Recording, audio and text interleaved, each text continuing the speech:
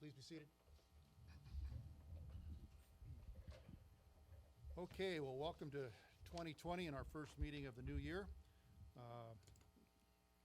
We will start our meeting this month with an introduction of a new employee that we've been patiently waiting for. Chief Troutwine, you have the honors. Yes, well, good evening, Chair and Board. I am honored to introduce our newest employee. And I realized before the meeting, I was sharing with our Finance Director, now I am no longer the least senior person on the Sedona Fire District. So those of us with the fire tradition of seniority, I feel like there's at least someone under me now. So I feel like that's monumental for me as a fire chief. But anyway, it is our pleasure to introduce one of our newest employees and newest employee, Emily Gardein. She is our new GIS analyst. And I want to read, as we introduce her, I want to read some of her background so you know that she comes to us highly qualified, and we're very excited about this. She does have a bachelor degree in the arts from the University of Montana. She has her graduate level certificate in geographic information systems at University of Montana and her graduate level certificate in geographic information science from Northwest Missouri State. So she has quite a bit of education. She has 10 years experience in GIS. The last several years, she worked for GIS as a GIS specialist at Friends of the Verde Valley. And the Friends of the Verde Valley works collaboratively to restore habitat, sustain flows, and promote community stewardship to support a healthy Verde River system. So she's worked here the last 10 years in our community and our valley, which is a nice fit.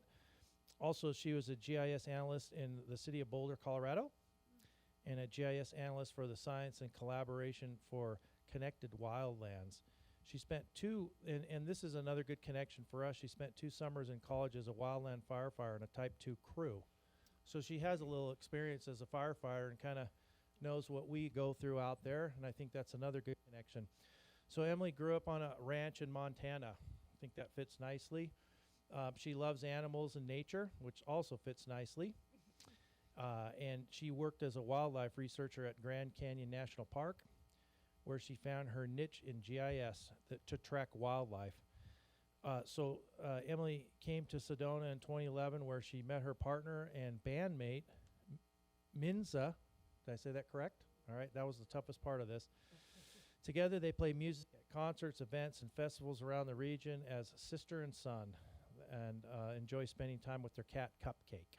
So I am very honored, and it's our pleasure to introduce and welcome our newest employee, Emily Gardein.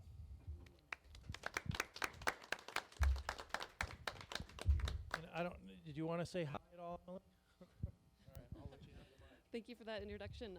I just want to say that I'm excited to join the team and looking forward to finding out how I can be of service. Great. Thank you. Thank you very much. Yep.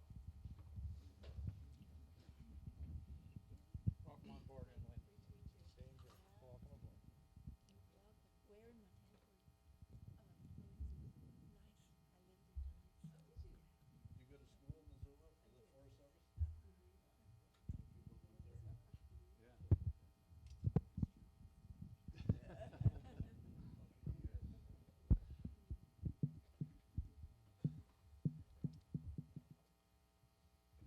Well, thank you, Chief. And officially, Emily, welcome aboard. And based on that resume, I think patience paid off for us and not rushing in anything. So looks like it's going to be a good fit. So thank you very much. You're welcome to stay or go about your way. So anyway, thank you. Yes, thank you. Smart choice.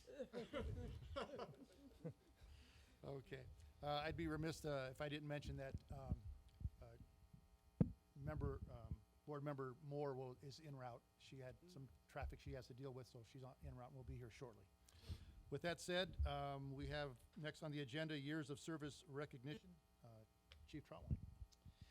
Thank you. So we want to recognize Matt Price, a firefighter medic with us for the last 5 years of service, and we do have a special 5-year service pin for him.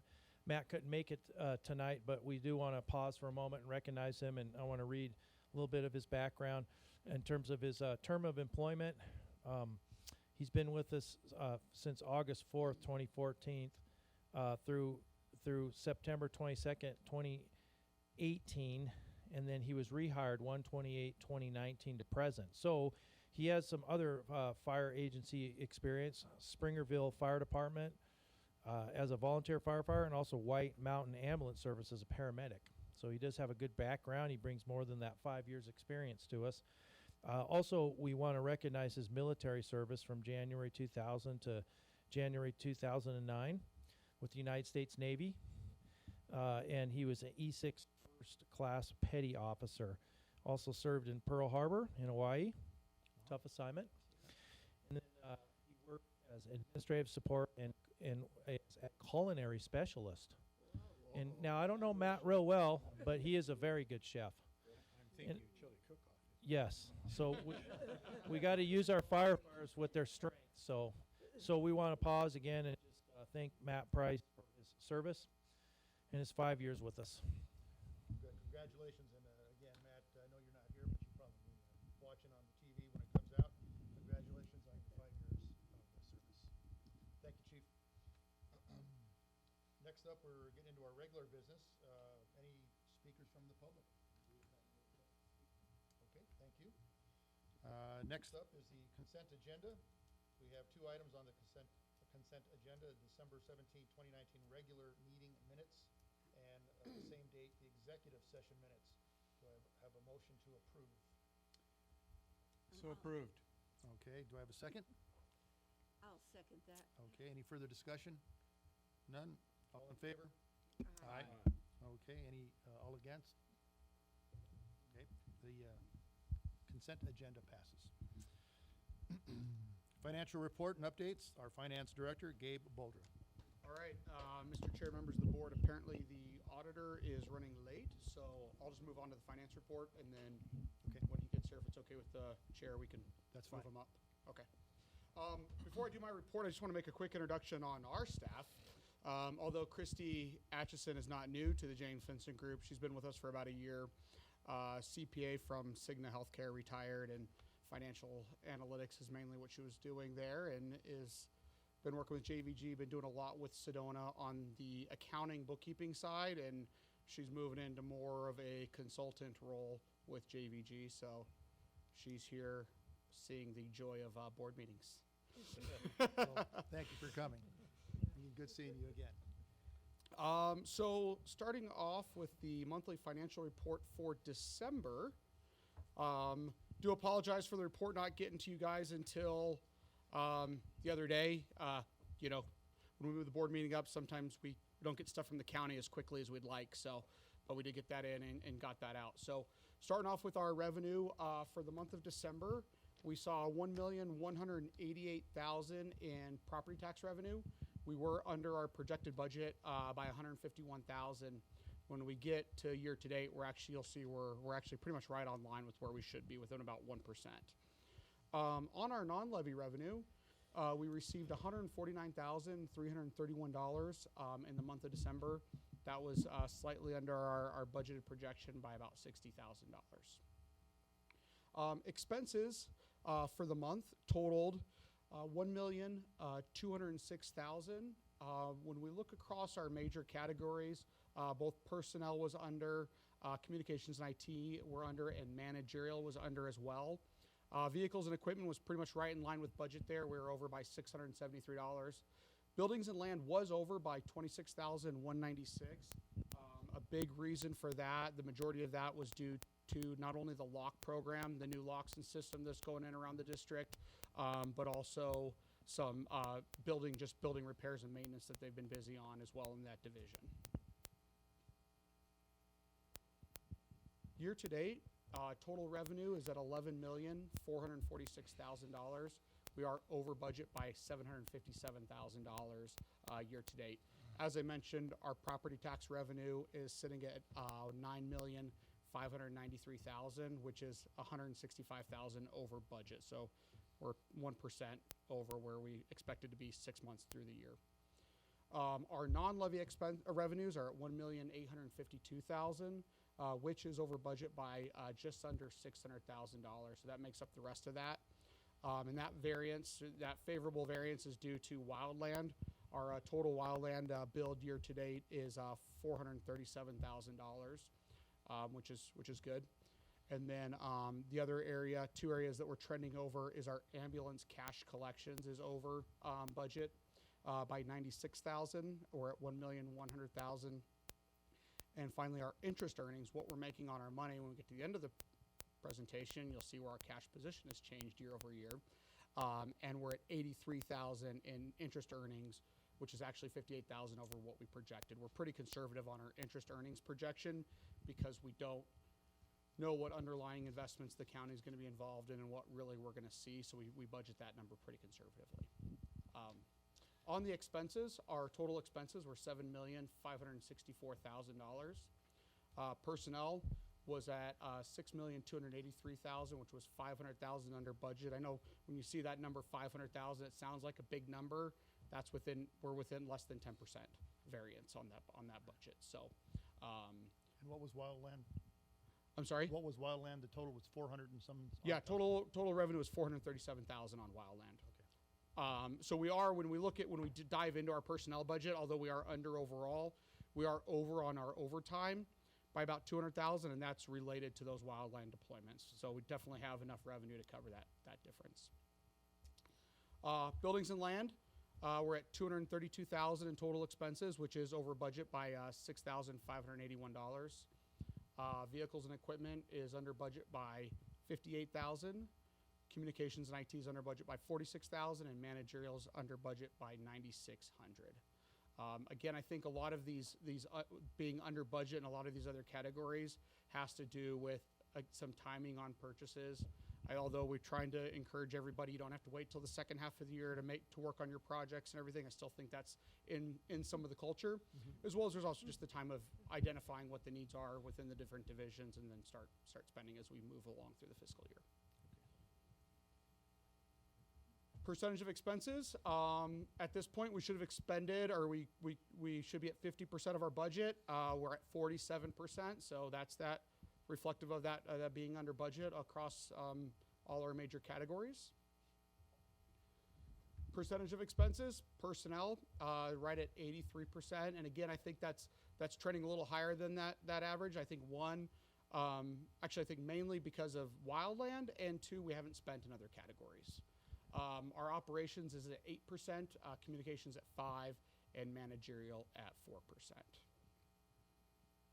Finally, year over year, so we ended the month of December with $12.2 million total cash on hand. Of that $12.2 million, I think it's important to note that 3.4 of it, which is about what we're up. We're up 2.7 million over last year at this same time. But 3 million of that is our capital projects fund, the growth in that fund. And I believe Melissa kind of pointed out to you guys last month the segregation of those monies, which is now segregated. So if you look on page 2 of the financial report, you'll actually see our capital reserves cash at 3.4 million. So that's completely segregated now. Other assets at 21,497,000. We're up about 1.2 million. That being really our investment in fixed assets is one of the biggest reasons, and then also our receivables balance is now being put on the books for our ambulance. And then finally, our total liabilities went up slightly from 26.1 million to 26.5 million. Any indicator on why that went up? Biggest reason, 2 things. One are some payroll liabilities, as well as accounts payable. When we ended December last year, we had kind of all of our payables paid. And so this year, when it fell within the month, it kind of crossed over there a little bit. Okay. The only other thing I want to add before I conclude my report, and this would have made a little bit more sense if the auditor presented ahead of time. But when you look at, and I don't have the page number because I don't have my full report in the packet.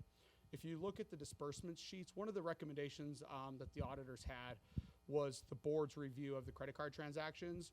We give you a nice detailed review of all the checks, but we didn't on the credit card, and we agree. I think it's a good thing to include. So in your board packet on those disbursement reports, you'll see there's now the credit card included in that, so the board can see all the credit card charges as well that have gone through in the month. And then by all means, just like the regular disbursement questions, ask questions. there's one other recommendation that they made that we've made some changes on already, and I'll wait till he does his presentation to discuss that. So, And it starts on page 16, I think is what it starts. Thank you. with, The credit card. Yeah. So, unless there's any other questions, that concludes the financial report for December. Okay, with that said, any questions for the presentation? Just one, about the wildland income. Yes. How does that compare to previous years and to our hopes about it? So, that's a good question. Off the top of my head, I don't have exact numbers for you, but I can tell you that we have done well in wildland over the past 4 or 5 years that we've been here. One thing we are going to do in this budget process is look at what that 5-year trend has been and start incorporating that into the budget. Where historically we've only budgeted kind of a small amount of revenue. We're going to really get a little bit, we're not going to allow wildland to balance our budget because if we don't have a wildland season, then we have issues, then we have budgetary issues. But we will do is get numbers in there so we have a better comparison of what we expect to see. And that expectation will be based off our historical. But I'll look at, we're actually working on some stuff for the chief on wildland, on some 5-year trends, and we'll include a report to the board on that. I'd be curious to know the delay from the time, because the money is routed through the state, if I'm not mistaken, So, back to the districts. correct. So historically, we have seen significant delays in time of invoice to payment. Those have been upwards of 6 months, 9 months in some periods of time. Now we're getting paid really quick. I mean, they're probably net 20. I mean, maybe 30 days at the most. Yeah, so that's one of the things that, as the chair of the Wildland Committee for the Arizona Fire Chiefs, that we've worked on is helping them to build that, create a larger revolving account so we didn't have to wait for the feds to pay the state to get us paid, even in busy fire seasons now. And I think now it's up to 20 million, if I remember correctly. So they have a larger amount of money that they're able to draw from to pay us more quickly and then wait for reimbursement from the federal government, which has helped a bunch. That's smart. Okay. Thank you. Thank you. With that said, a motion to approve the December's financial report. I make that motion. Okay, do I have a second? Second. Any further discussion? Okay, all in favor? Aye. Any opposed? Okay, the financial report for December is approved. We'll move the CAFR report, is that what that, Yes. until the presenter makes their presence. Okay. Let's see, that gets us up to basically our chief's report. So Chief, you're up. Thank you, Mr. Chair.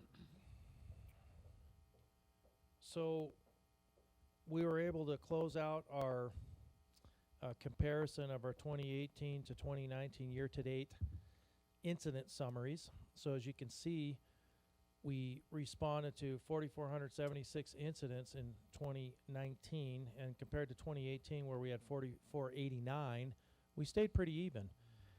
And then also in that, you can see the breakdown in terms of how many rescue, how many EMS, how many fire service calls, etc.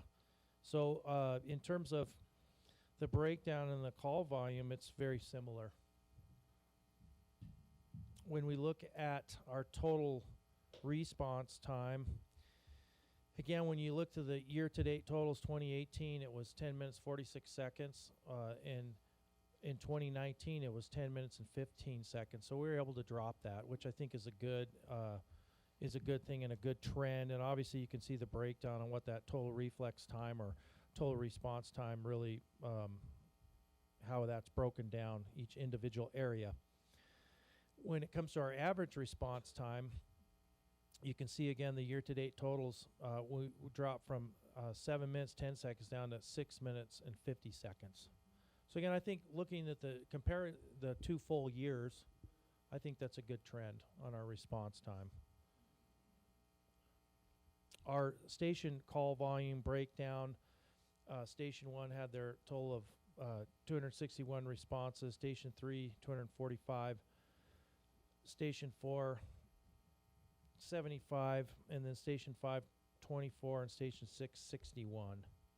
So that those pretty much have been trending pretty consistently in terms of our call volume and how the responses are spread throughout the fire district.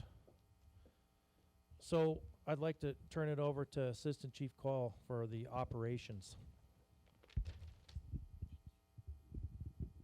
It's on. I don't turn it on. So, this pretty much business as usual, if you will, for this month, with the exception of some of the weather events. So, as you've probably noticed, we've had more snow than we normally have this time of year, which is a blessing. A lot more moisture.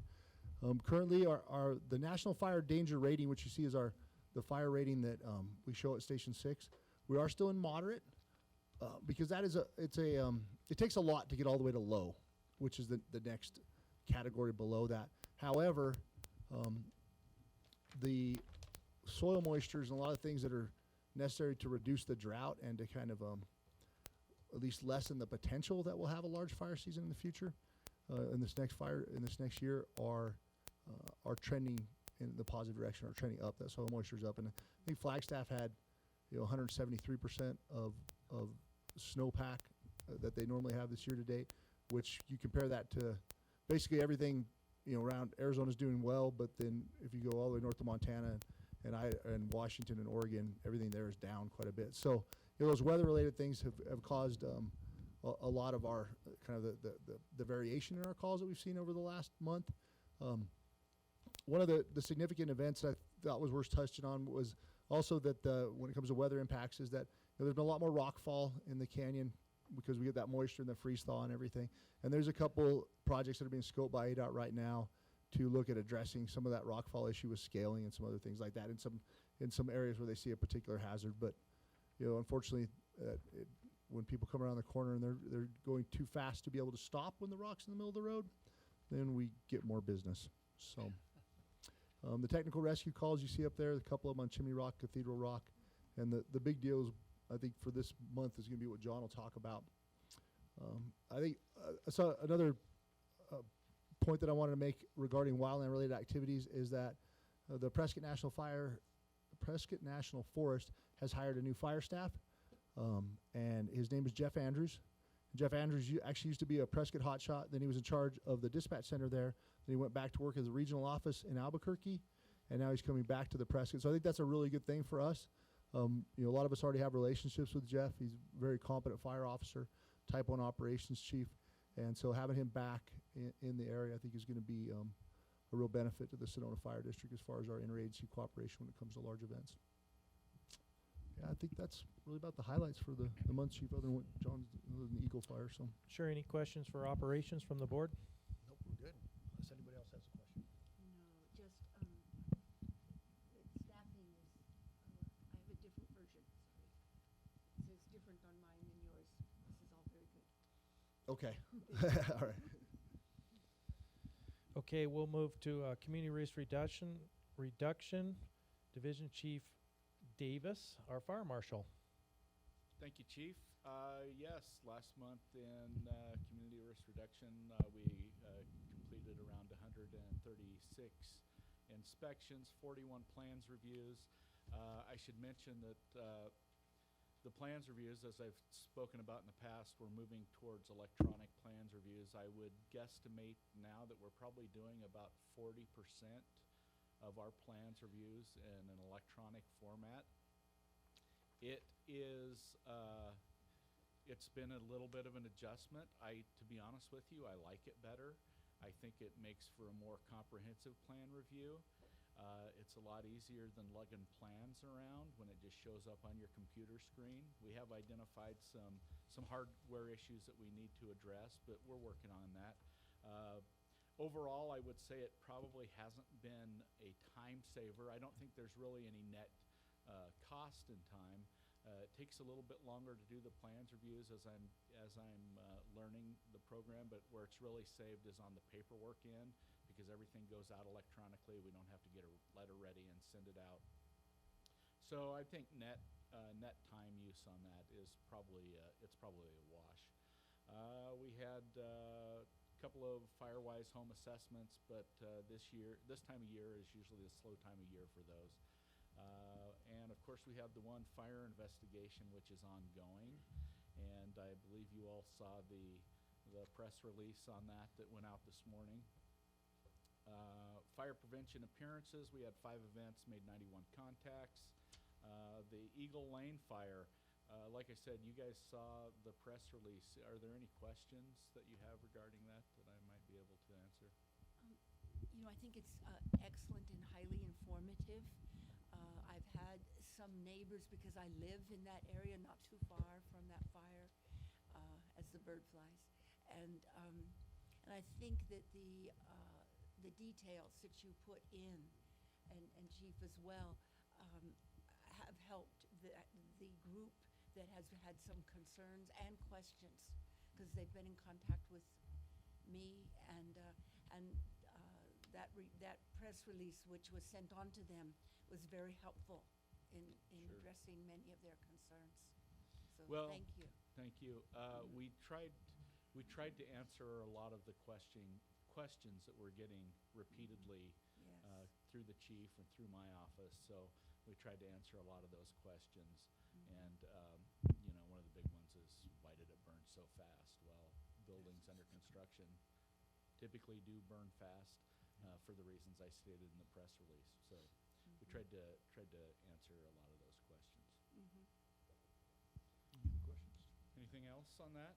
You know- Otherwise, I can do my safety message. Just one point, I Oh. think the ability to put out that press release, put out the social media information to the public, the ability to phone call in and ask questions of the board at large, goes a long way to put the public at ease, at least for their immediate concerns. And only Sure. time will tell based on the investigation as it pays out, Sure. how it'll end up, so. And that's one of the issues that we find ourselves in with an event like this is, everybody's used to seeing CSI on TV, and they got that case solved by the end of the hour. Sometimes sometimes you stumble across one, and you go, boy, that was easy. And a lot of them are multi-day, multi-week, multi-month events sometimes. So at times, it's not always advisable or easy to get the information out as soon as you would like, but eventually when you can, you get it out. I would just say, just from my perspective, what have you, that the investigation post-fire was methodical, well thought out, and again, information wasn't presented before it was available.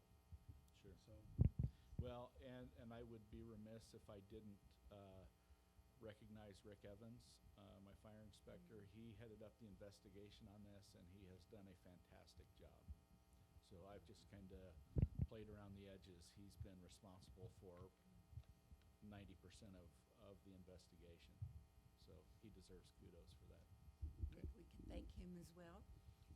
Also, I do think we need to also thank our firefighters in the response to that fire. It was an excellent response in terms of time, in terms of keeping adjacent buildings, especially one that also was under construction and more vulnerable from getting on fire due to the embers, some of the embers that reached it. So we saved that. We kept the trees from getting on fire, which could have spread the situation. So really an excellent response that we're proud of. Sure, and that's one of the situations that our firefighters faced on arrival. This fire wasn't reported until that building was fully involved. So once they arrived, there was really no hope in saving much of that building. If anything, it was all about protecting the structures and preventing any harm to life or other property. But yeah, that building was well involved by the time it was reported. So and even if it had been reported in an incipient stage, they grow so quickly in a structure like that even if it had been reported earlier, it's likely that our firefighters may have arrived to find the building fully engulfed, just like it was. I think it's a classic example of time temperature curve. Absolutely. No injuries, Chief? No injuries to the firefighters or civilians. And like John says, that's a critical thing to know. You know, our number one priority is always life safety. So when we've secured the life safety of civilians, the life safety of the firefighters is next to that. And in this case, then the second priority is property. So as Clerk Cooperman stated, the buildings around, especially the one that was under construction, closer to it. So that was a significant save, I think.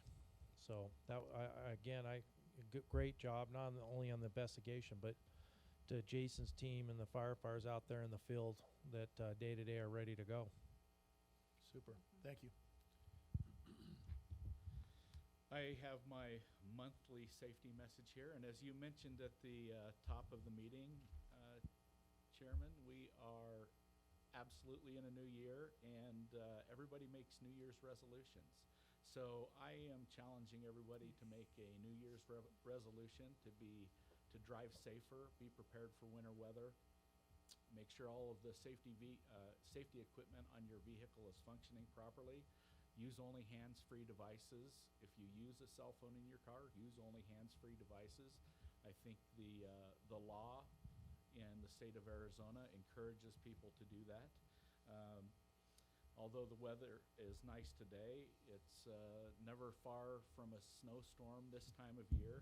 So make sure you've got things in your car in case you get stuck in traffic or off the side of the road, like maybe a few protein bars and a few bottles of water and a couple of blankets is always handy.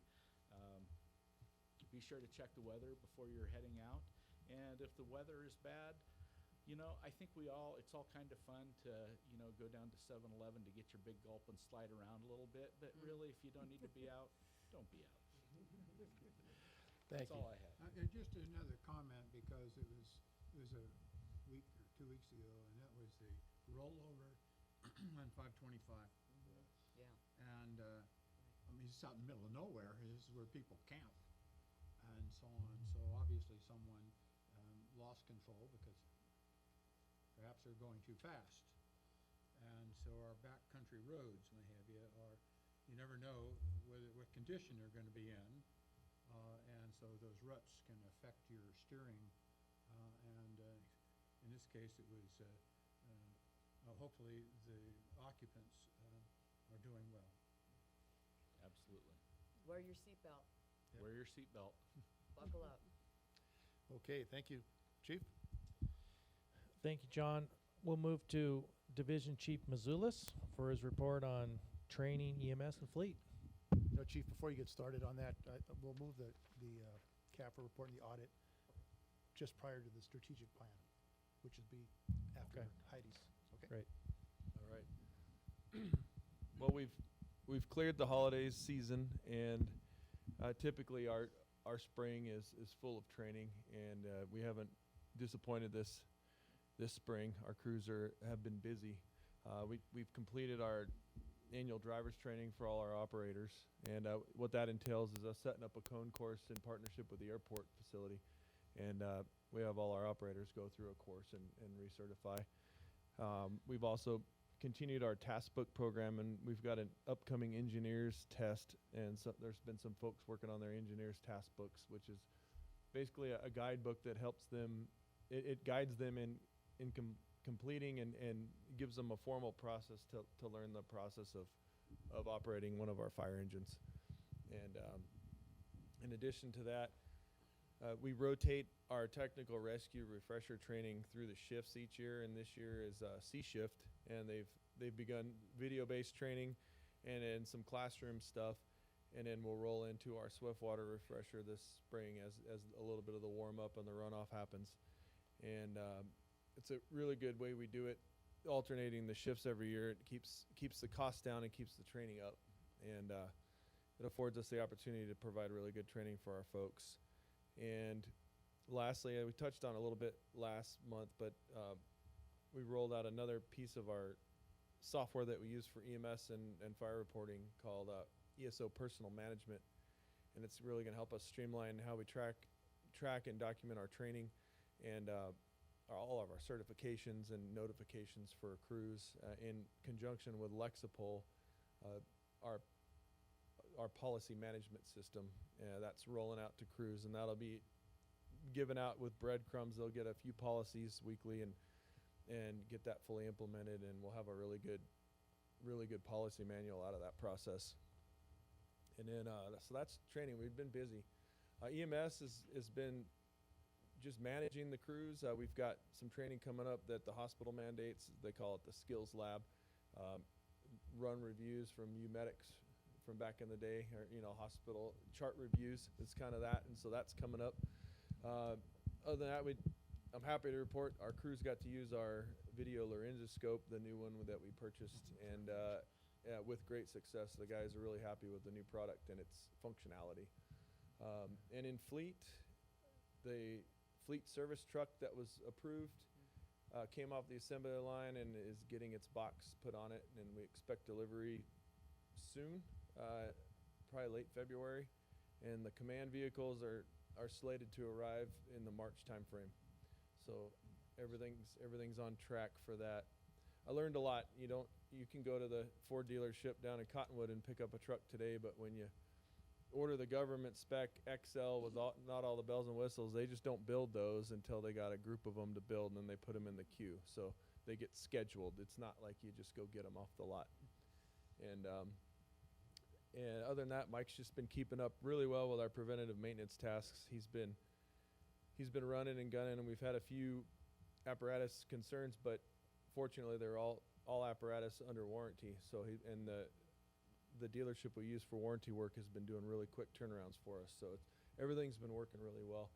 He's busy, and he's keeping things going. I think the fleet service truck will help out a lot with that. But if there aren't any questions, that's kind of what we got going on. Yes, sir. Not so much a question, but a comment that's chatter going around the community, and this has to do with maintenance on apparatus, response apparatus. I don't know your particular feelings about it and what have you, but there are folks in the village and what have you that are pursuing the concept of more speed bumps in the residential areas. I know it's been, at least it's been my experience and what have you, that an apparatus carrying 500 gallons of water at 8.3 pounds per gallon, what have you, it's a lot of shock to the vehicle, and so whether you have any comment about it, just to let you know that there's a move afoot. I will investigate the impact of speed bumps to fire apparatus and bring something to you. But no, then I understand the concern you bring up. I can't speak to it intelligently. I mean, any surface change to a road surface change, it is going to slow apparatus and cause a jolt. But they're built pretty tough. But I can't speak intelligently to whether or not it'd have a huge impact. Okay, thank you. Thank you, Chief. Any other questions? So we'll turn it over to Director of Administrative Services, Heidi Robinson, complete that, and then we'll go to the financial report. Heidi? All right, thank you. So as we do, we talk about recent and upcoming events or activities. So we had, obviously Gabe is here talking about the budget, but we did have our initial budget planning kickoff with the executive leadership and division heads so that we could go over what is required of them, provide the information that they'll need considering past spending, what their current budget outlook is for this current fiscal year, and then give those instructions on how to proceed for making their requests for next year. We do ask that they start initially from scratch each year, so not just do a carryover budget and assume that all is the same, but to review each item and look at that and determine if your past needs are still current and if they're ongoing. So we do kind of give that instruction to do that for their operating budget, to really focus on the capital plan this year so that we tighten that up and make sure that it remains consistent instead of we've done a 10-year outlook at the beginning of the capital plan and then just leave those years floating in the end. We want to start making it tight and kind of really look at that as we progress each year. So we've gotten the materials out as of pretty late last night. We got the materials out to all of the groups so they have those things and they can start having those discussions. Did I call you out on that? That's all right. We appreciate your dedication and working hard. So everyone has their materials, so we're working on that. A quick update to the wage study. So we had mentioned earlier, several months ago, that we were looking at partnering with CAFMA, one of our neighboring agencies, to look at a wage study to kind of combine. We both were looking at doing a wage and job description study, an analysis on it to make sure that we're up to date, that we're current, we're paying our, using our human resource effectively and providing a good and competitive wage to all of our employees. So we went through an RFP process with them, selected a vendor, and they've started working on that. So they are in survey mode. So we have all provided our job descriptions, our current job descriptions, and what positions we have, any that we have available. And both agencies have done it. The vendor is working on us kind of separately, but together. So we obviously have positions that are in common, and then others that are separate. And then they're looking at competitors and also some of our the people that are most like ourselves, to trying to get an idea of economic study, what other agencies pay, what's the going rate, comparing that to the economy as a whole, and then gonna submit to us a report to kind of let us know where we are and what we could do to do better. So we're kind of in initial stages right now where they're just in survey mode, reaching out to the other agencies and other departments to kind of ask those questions. We want it to be a comprehensive study, looking not only at wage but benefits and other ancillary things. So how much we pay for health insurance, what they cover for PSPRS contributions. So really looking at a big picture, not just an hourly rate. So just kind of a quick update on where that is, that it's progressing. I have a question on Definitely. that, Heidi. That's excellent. We need that. And my question is, will it be ready in time for the biannual negotiations that go That on? is the intent. So they're on a schedule to be able to complete this project as part of our budgeting process. And so it is their sincere goal to meet our deadlines to get that done. And that was part of our requirement, is that their timeline be able to match our budgeting process. Thank you. You're welcome. Anything else on that before I move on to the next one? Staffing, we obviously just introduced you to our GIS analyst, and so we're glad to have Emily on board with that piece. We have 2 other positions that we are still working on and talking about and actively pursuing. So we have that administrative position, a support position, that will be coming online soon, and then they're doing some extensive work on that IT position to really make sure that the essential functions and the job description is really effective in what they're looking for before we proceed. We had, as the chief mentioned, and one of the board members, that we took great care and we took our time with getting our GIS analyst, and we're really pleased with the results, and we want to have that same effect with our next staffing decisions. Several of us are traveling to AFTA, the winter conference for the Fire District Association, and so a couple of our board members will be going, a couple staff members. So we're getting prepared to see what all the updates are, collaborate, get that camaraderie with our other fire districts, and come back with some really good information, we hope, on our processes. A new component that I'm going to put into my report, we're going to call it a mental health moment. And so kind of like the fire marshal's safety message, I'm going to kind of borrow from our EAP program that does submit to us monthly, a focus for us to disseminate to our staff and to kind of look at for our well-being. And so it's something that we focus on our physical health, but sometimes we don't take that care with our mental health.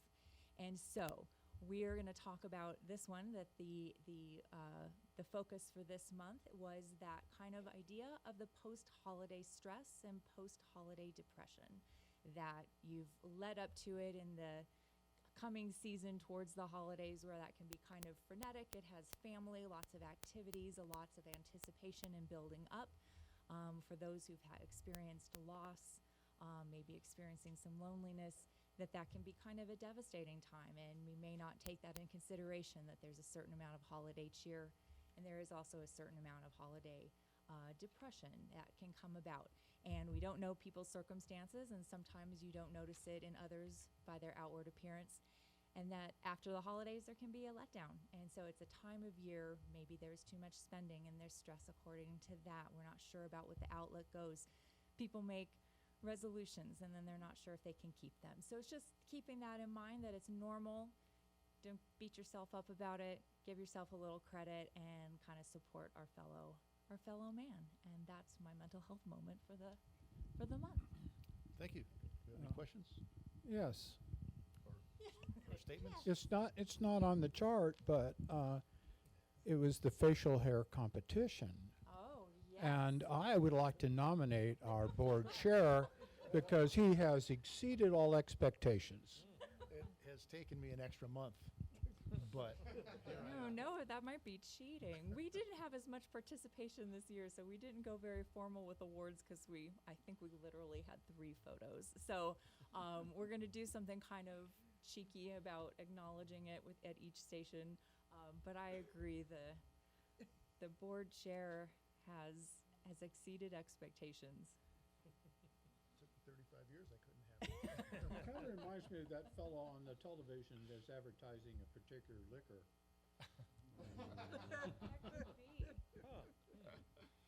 Well, let that be as it may. Anyway, thank you for acknowledging. He also looks a little bit like the hip Santa meme, I'm just saying. I need a red suit. So, anyway, thank you. Is that it? Okay. That's it for me. Chief, back to you. I think we, at this think point, it's we can back- go back to our. Yes, we'll go our, back to audit. the report. Okay. All right, Mr. Chair, members of the board, we have Jay Park with Walker Armstrong to present the 2019, basically, well, the audit report is part of our CAFR, our Comprehensive Annual Financial Report. So I will turn it over to Jay.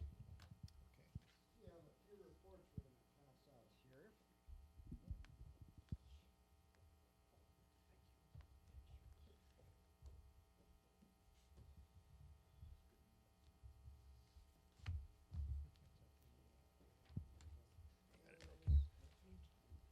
Thank you.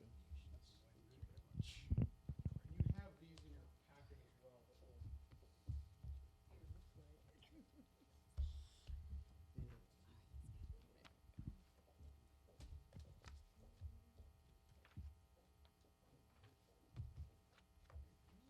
smokes, the trees are falling.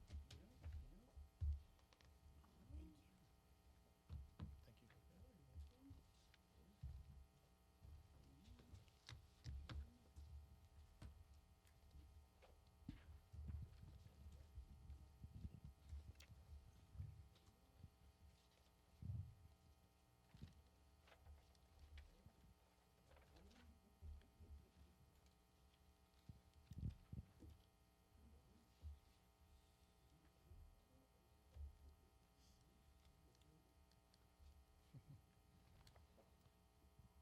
Okay, I think we've got all the paperwork.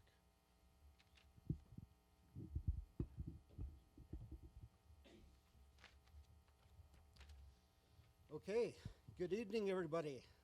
How are you? My name is Jay Park.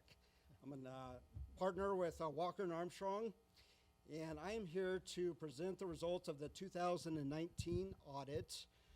I'd like to start off by saying I apologize for being late. Our long-term employee that puts together what we just handed out, she just found out she's losing her husband, and she lost her son over the Thanksgiving holiday, so things were going a little slow. I really apologize. Not necessary. But it's a pleasure to be here and present the results of the audit. And so what I'm going to do is I'm going to walk you through. We actually have 3 deliverables that we handed out. We have the very large document, which is the Comprehensive Annual Financial Report. And as I mentioned, it's a large document, so I'm not going to walk through that with a lot of detail. I also have passed out a report on internal control. It's the smaller bounds document. And then the third document is a staple document called the required communications.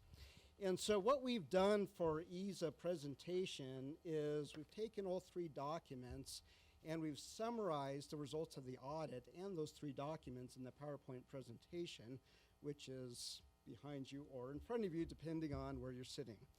So what I'm going to do is I'm going to walk through the PowerPoint, okay? And I might refer you back to those individual documents that I handed out, but I'm really going to focus on the PowerPoint.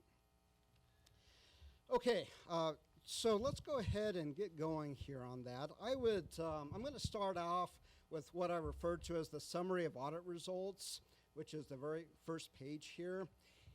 And there's a few things I'd like to point out.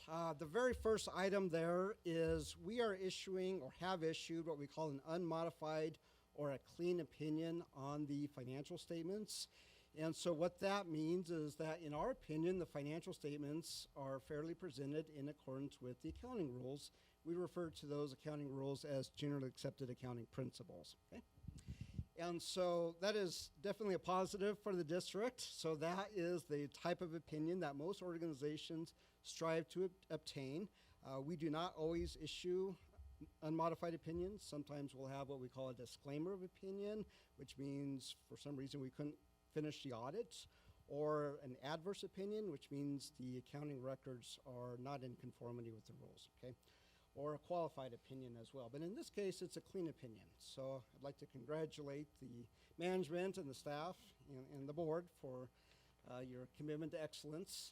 And along those lines, if we go to highlights, last year, 2018, was the first year that Sedona Fire District issued the comprehensive annual financial report. And the results of that was you received a certificate of excellence for reporting. And so that certificate is included in the comprehensive annual financial report. It's part of that package there. So congratulations on that. I'm going to jump into some financial highlights, which are the next couple of bullets there. So the district's assets and something we call deferred outflows, which relates to pensions, exceeded liabilities and deferred inflows by $1.6 million. And the primary cause of that is an increase in cash, of over $2 million from fiscal year 18. So from 18 to 19, you had a substantial increase in cash, okay? Which is very good from a liquidity standpoint and a long-term planning standpoint. Your governmental funds reported a combined increase in fund balance of $2.1 million. So I just mentioned that you had an increase in cash. Well, that's the reason right there, is you have an increase in fund balance. A few other key financial performance measures. Your overall net position increased $18,000. I'm going to go into that a little bit more. Again, cash and investments, an increase of $2.2 million, and overall liabilities actually decreased by just over $400,000, okay? So what this means kind of from a high level is that your current assets, primarily cash investments, are going up, your liabilities are going down, and that continues to put you in a stronger financial position. Item number 4 there, internal control matters. I'm pleased to report we did not have any material weaknesses or significant deficiencies. And so that second report that we issued, which is the smaller bound report, there are no findings included in that report. Okay, let's jump into some of the numbers here over on the next slide. So what we're doing here is summarizing some of the things I just talked about in a table format here, so you can see what's happening here in terms of your finances. So total assets and deferred outflows increased $300,000. Your total liabilities and deferred inflows increased $282,000.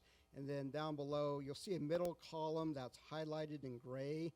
And if you look down at the bottom line, it says net position, and it's an increase of $18,000, okay? So slight increase there.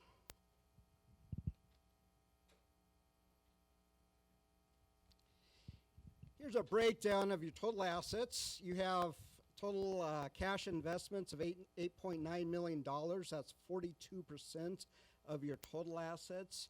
You have capital assets, which consist of your fire stations, like this one, apparatus, other equipment, fire engines, things like that.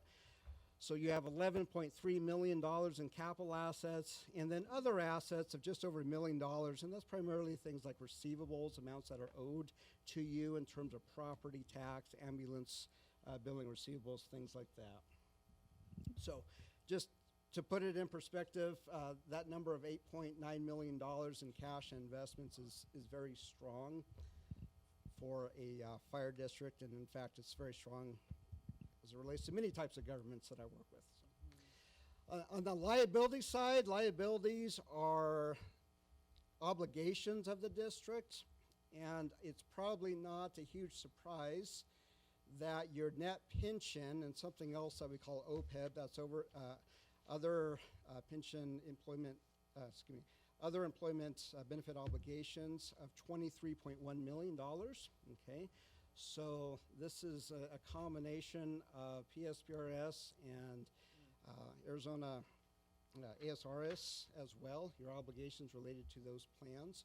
And so that is the largest obligation of Sedona Fire District at just over $23 million. We also have compensated absences at $1.5 million, accrued vacation, that's what that is. You have capital leases of just over $1 million. The majority of that relates to a fire station, and then there's some other equipment as well. And then we have all other liabilities of $785,000, and so that's accounts payable and accrued payroll. The next slide consists of revenues. So primary source of revenues is, of course, taxes, property taxes. And so you'll see there where that increased by $500,000, so just over $500,000.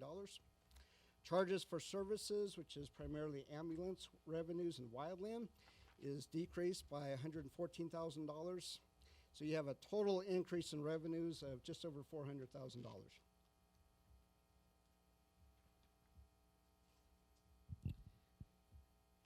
And the next slide, break down expenditures.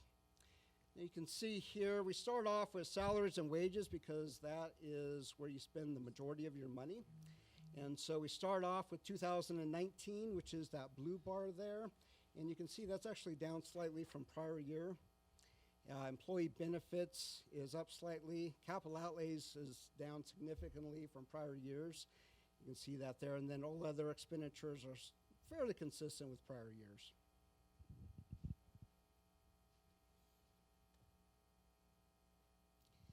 I'm not going to go into a lot of detail here, but what we did is we broke down to the various components, how you spend the money in actual dollar amounts and by description here. So you can see salaries and related, $271,000 increase. And we just go down the list there. Again, you're very heavily concentrated, of course, with salaries. That's where you spend the majority of your money. Again, capital outlays is down significantly from prior year. And then we have all other expenditures listed there. Okay, before we go into the next slide, are there any questions on the financials at this point? Looks like you're doing pretty good. I think you're doing pretty good. No, it's evident as we look at these bar graphs that there's nothing that really jumps or drops. Everything is kind of easy going. Yeah. Steady growth, or it shows a stability from what I'm seeing, and largely in part by our financial group that manages what we do, and you're the proof that it's working. So, yeah, keep up the good work. I find it educational to see how the debt on Station 6 is going down. I mean, that's the way it works, and eventually it'll be it's down to zero, and and it didn't take a bond issue to build it. And I thought that was cool. Right. Yep. Okay. Yes, you continue to build up your net position, and you know, the one thing that a lot of districts and governments are struggling with is the pension obligation. And so, you know, I mentioned that's $23 million. The challenge there is, what do you do about it? Because you have to pay according to what you're told to pay as in terms of contribution rates. And from there, it's really up to a lot of factors that are outside of your control. Things like interest rates, how the market is doing, a lot of economic factors. And so that is something it's challenging when you see that number, $23 million. But, fortunately, everybody's dealing with the same thing. It's a real challenge. But in terms of managing your liquidity and your cash and investments and having reserves set aside for future years, you're doing a really good job there. Good, thank you. Thank you, Gabe. Okay, so I'm going to wrap up here. There's not a slide on the report on internal control because I mentioned that we have no material weaknesses or significant deficiencies. So I'm going to wrap up the presentation with what we call certain required communications to the board. And these are in a separate document, and I'm not going to go through everything in a lot of detail. I just want to point out a couple of things. Just in terms of financial reporting, there's really no changes from prior years, so no major new accounting pronouncements, no major changes in accounting policies. The audit went very well. Of course, you did a transition over to QuickBooks from Tyler, and so that was something that we had to work through. There was a few challenges there just in terms of mechanics, but overall it went very well, and so that went good. So there's no difficulties encountered in performing the audit. We did have a few audit adjustments. Those are included they're stapled with that letter. I'm not going to walk through those. Most of those are pretty standard, related to what we call GASB 34 conversion entries and a few other accruals. So the last slide, we do have, and I'm not going to go through this in a lot of detail because we've spoken with Gabe about these quite a bit, and it sounds like he has plans in place, and there's probably going to be a few procedural changes. But as part of our audit, one of the things that we do is we look at internal controls. That's a major part of our job. And if there are areas that we think can be improved or tightened up, what we're going to do is we're going to put that in writing for you, and that way management has something to work with there. And so we have a few what we call advisory comments here. And again, these are not significant deficiencies or material weaknesses, but there are a few areas in which we think the internal controls can be improved. One of them relates to segregation of duties. Another one relates to having proper documentation for disbursements. We also are recommending that there's more review of credit card transactions at the board level, so that's in there. Review of journal entries. And finally, we think it'd probably be a good idea to do an inventory of all your assets, what we call capital assets. Those are assets that last longer than a year and above your capitalization policy of $5,000. Okay, so a few items there.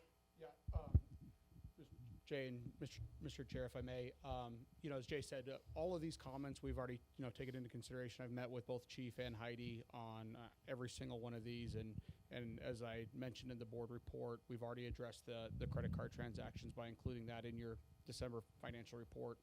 And today I sat down with the Chief and taught him how to read a journal entry, so we had some fun with that. Congratulations. And so we're aware of the comments. We appreciate them and have already developed a plan to address them. So thank you. Okay, that concludes my presentation. Any more questions? Any questions or Answer for you. points to Jay? Thank you. I do have one on behalf of the board. Our condolences to your employee in our Thank you thoughts. very much. So Thank you. Really appreciate that. wish them the best as they navigate their way through this difficult time. I think as it relates to the audit, mechanically for the board, I think I speak for all of us, the ability to work through bill pay has become much easier or more acceptance because we understand it better, knowing that it's scary to pay on a check that we haven't seen statements or talked to anybody about, but we realize that it has to get to go through so many checks and balances before it even gets to us. that's become more acceptable, I think, and it's becoming smoother and smoother as we go along. So that's been a plus. And I don't know if the board would like to chime in on that, or I've been challenged, but I think the last couple cycles, I actually got the bills approved during the time I was supposed to. At times I was confused, no doubt. So I think it works. that was a learning curve, definitely. Any other comments on that? With the audit? Okay. Bill, I believe, is there a motion to approve the audit required? Yes. Okay. With that said, I need a motion to approve the 2019 financial audit. Do I have a motion? So moved. Okay. Do I have a second? Second. Any further discussion? All in favor? Aye. Any opposed? No. The 2019 financial audit report is approved. Thank you very much, Jay, for all your work. And Thank the you. staff, all your hard work, thank you very much. Yeah, and the final piece is at this point, we'll take the CAFR.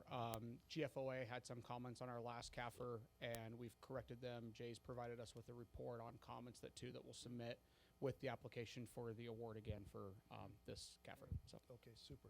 Thank you very much. Thanks. Have a great evening. Thank you. Thank you. Thanks again. Okay. With that said, we'll get back on track with our strategic plan overview. Chief? Yes, we'll finish up our fire chief comments, and again, just congratulations to Gabe, JVG, our staff, everyone that participates in managing the dollars. I think the audit showed just what we've been doing and how good a job we're doing. So we will continue to sustain that, and improve everywhere we can. I think that's we're really pleased with the results and excited for the comments and the recommendations also. Super. So on the strategic plan, you can see our graph there. We did have a planning meeting. We were able to look at the strategic plan. One of the components of the strategic plan is to constantly analyze it and look at our goals and see if they are functional and they're things that are current and relevant. It takes a lot of process to get that plan in place, which it was and it is. And so I think the last planning meeting we did, we were able to have some very good discussions on those goals and some of the things we're going to do to improve the plan and just get to those action items and map them out and make them functional. Functional, we say SMART goals, but so that we do attain the goal by all those actions up to the goal. That's it's one thing having a document and doing a lot of work and getting some good goals out there. It's another thing then actually implementing it and applying it. So kind of that's our goal right now as we've turned that corner, and we're trying to really how do we clarify some of the goals? How do we make clear action items with timelines? Then how do we, with staff, keep them motivated and moving forward on those? So I think, again, it's something, a strategic plan for us. We're always going to have a strategic plan. We're always going to work on it. So again, we don't want it to be a document that just sits on the shelf that's good. They may look good, but then on the other hand, when you look at the work being done, we're really not obtaining it. So I think we're taking some good updates on it and change, and so we'll keep you posted and keep it moving forward. Do you want to say anything on that too, Jason? I know. Okay, good. So in terms of our Station 4 construction, Mr. Whittington was able to deliver to us today the drawings that we have been trying to get together and work for that really identify all the easement and the legal issues on the property.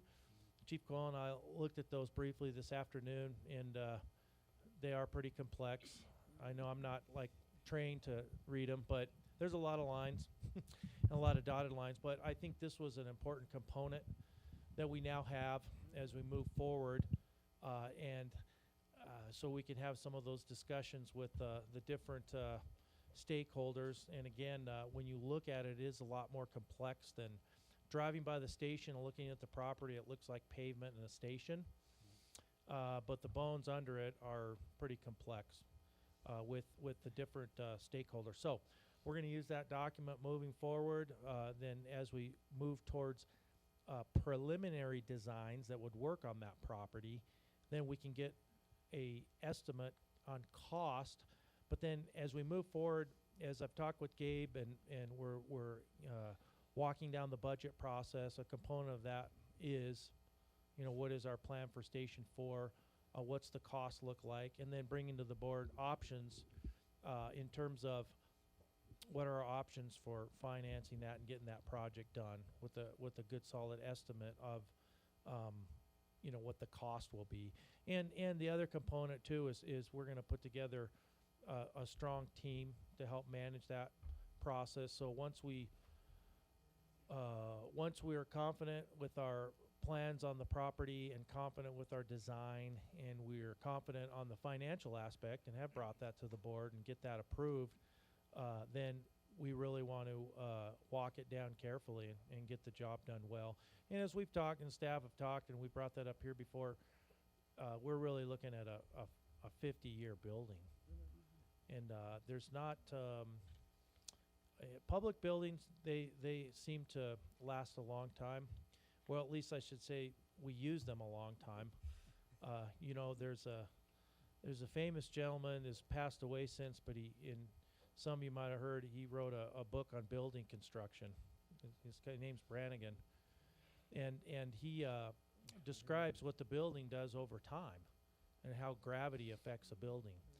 So the thought that we can build a building, and 3,000 years later it's still standing. Now, I've been to Europe and I've seen some old cathedrals and everything, but they aren't without repair and maintenance over time. So our goal here is to build the right fire station that will last 50 years, but that has the correct function as the service need changes over time. It's very hard to predict what we'll be doing 50 years from now. If you went, of course, the fire service in the country in the 70s, early 70s, we started providing paramedic service. A lot of fire agencies did. Well, I guarantee in the 50s, nobody was talking about EMS from the fire service. They maybe carried a cylinder of oxygen, but the fire service was not involved in emergency medical services. Fast forward 20 years, it started, and now fast forward another 30 years, and we're deeply embedded and involved in that. So where will we be 50 years from now? I don't know that I could predict that, but what I do know is with this project, that is a goal to build it in such a way that we want standing and functional for 50 years. So. And Chief, along Yes. those lines, I realize you just got this report Yes. of what exists underneath our fire station 4. So it's probably too soon to tell if it is so encumbered that building might be difficult. But Yes. do you have any sense of that yet? No, and that's I appreciate that question. Chief Cole and I we talked a little about that this afternoon, and when I'll be going up to the AFTA conference, and Chief Cole made contact with a gentleman who was a retired assistant chief from Phoenix, and for 20 years down there he built fire stations for Phoenix Fire Department. So he provided a really good specification book that they developed as a team. It talks about materials, typical size, how big your day room should be, how big your community room should be. It's really good information. So we're gonna kind of use them a little as a resource, and I'm taking that plan to that conference. I'm gonna track him down because I have his say hi. I don't know, maybe take him to lunch, but I'm gonna ask him to take a quick peek, and then I'm gonna study his face very carefully. And if it squints down and he goes, "Oh," then I'm probably gonna have to, spend some time. But no, we're gonna try to use resource. Like I like him to take a look too and say, "Hey, you've built a lot of fire stations. Did you ever have a complex piece of property like this?" Because in those specifications, there's a lot of information on like size of property, typically 2 acres, 2.5 acres. You want it flat. You don't want these kinds of issues, but it is what it is, and the fire station is where it is. So we'll have to deal with them. But I think on the front side, having those conversations, that'll help us with the financial analysis. You know, and we might have to put some kind of contingency in the plan also that says, you know, once we start digging and moving, if we find something and or the plans, maybe the you know, the utilities are deeper or shallower than thought, you know, we're going to have to have some kind of contingency, because that's the other thing. We can get all the easement and get the legal plans, but a lot of that was put in a lot of years ago. So once you start digging, but yeah, we're going to have him take a look at it, and then that I have no doubt, looking at that without any training, it's probably going to play into the cost of the project. And in that respect, that if it's so encumbered that the cost of the project gets higher, you know, then I hope we also have in a Plan D to look at another location. Yeah. To make sure that the cost doesn't exceed what makes sense. Right. Yeah, and we don't have any other potential locations right now, but I think that's a good conversation also. And also looking at the existing property, you know, conversations with those utilities on maybe, you know, if we move the station on this part of the property, will you give us that easement, but we'll give you an easement on this side. So there might be conversations like that, I think. I know there's other owners of property in between kind of our property.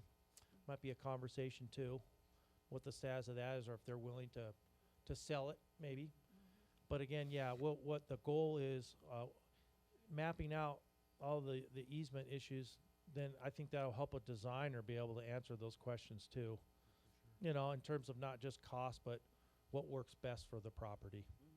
So I think it's challenging, but I think at least it'll just make us put a little more thought into it. And so maybe at the end, because we put more thought, maybe we'll get a better product too. Very So, good. all right. Any other questions on that?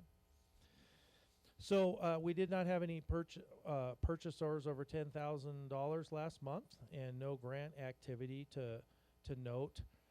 In terms of our social media outreach, we had 151 new page likes.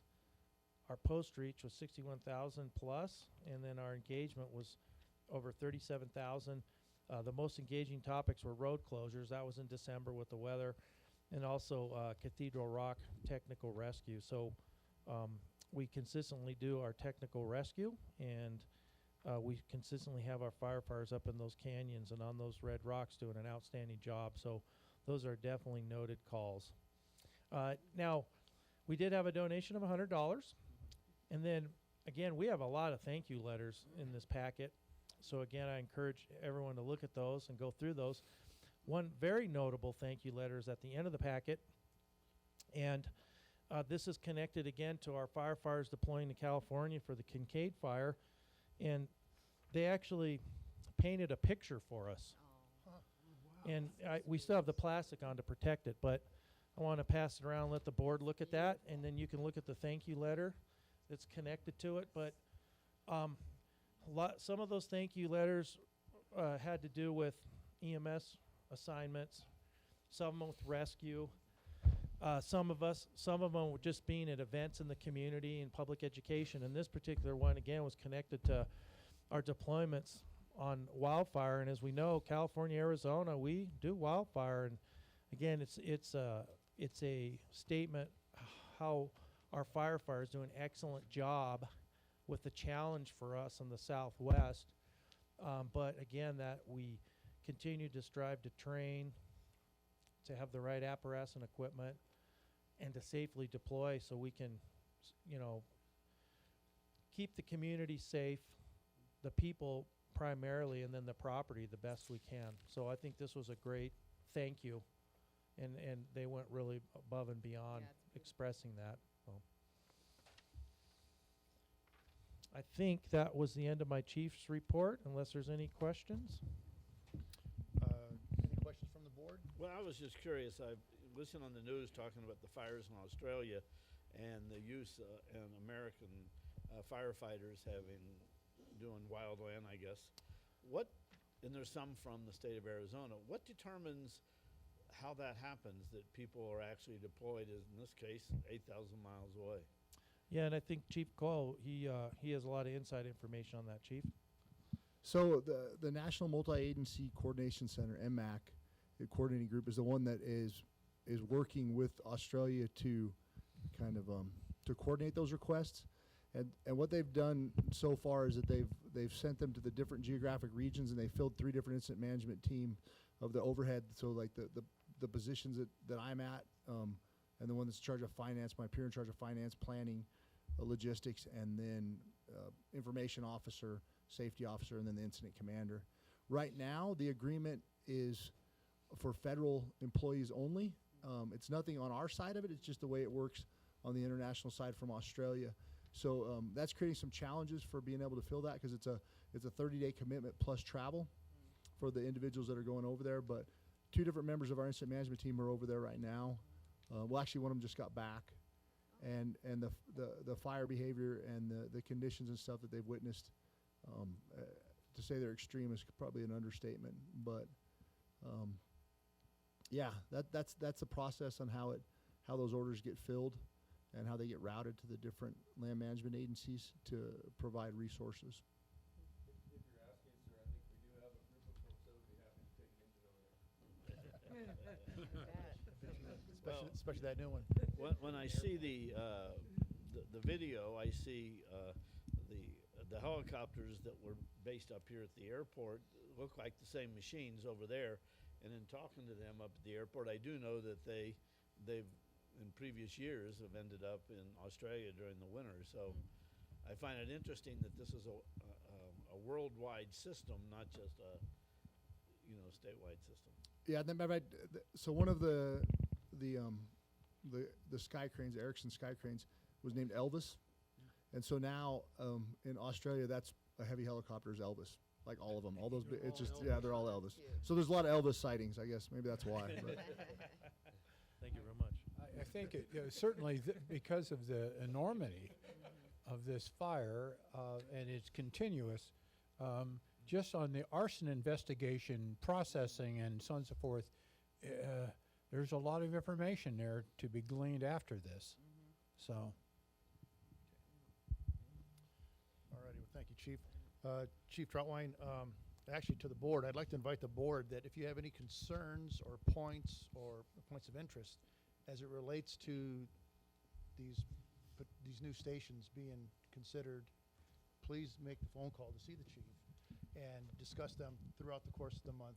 We don't have to wait to a board meeting to have these kind of discussions, because sometimes we may not remember, or sometimes it's a spur of the moment. So please, I'm sure the chief would entertain any thoughts or concerns or ideas you may have towards these new structures, okay? Especially if they're going to be with us for 50 years.